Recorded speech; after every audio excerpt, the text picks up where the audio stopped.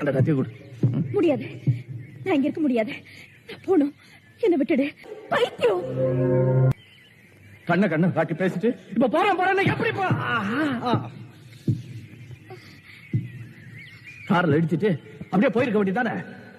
ஏன் போல? ஏன் போக முடியாது? என்ன புரிஞ்சு போக முடியாது. இன்னொரு வாட்டி நான் யாரு நீ யாருன்னு கேட்காத. எனக்கு தெரியும் நீ அபிராமி.